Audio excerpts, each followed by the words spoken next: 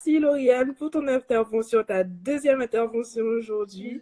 Merci beaucoup d'être là avec nous. On va continuer. Ah, c'est ça. Bonsoir, Bon, bienvenue. bonsoir et merci de Vous cette avez, invitation. euh, vous avez un message à nous faire passer? Des messages, bien sûr, puisque d'un instant que quand je vois comme aujourd'hui des jeunes aussi actifs, volontaires et dynamiques qui interfèrent entre eux de façon positive, eh bien, je ne peux qu'apporter mon soutien aussi positif. C'est vrai que on sait qu'on est dans une période de confinement, c'est une situation très inédite pour tout le monde. Pas seulement les jeunes, tout le monde est concerné.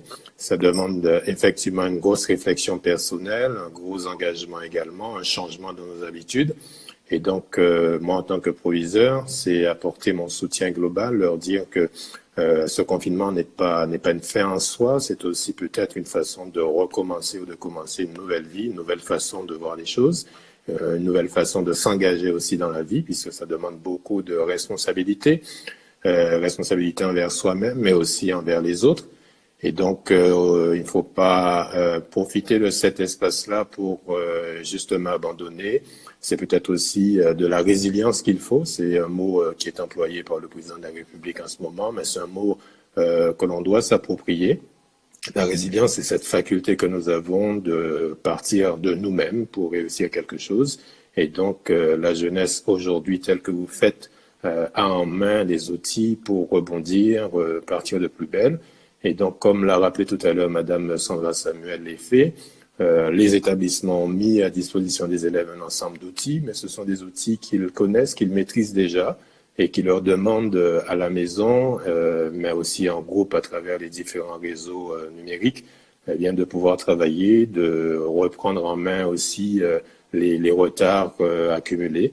Et donc, moi, je crois beaucoup en le potentiel, dans ce potentiel des jeunes, et moi, je crois en leur réussite. Donc, le conseil que je donne, c'est effectivement de rester confiné, puisqu'on est porteur du virus sans qu'on puisse le savoir. Rester confiné, mais continuer à exercer aussi des activités physiques à la maison, autour de la maison, éviter de rencontrer des gens, puisqu'on sait qu'on peut transmettre le virus.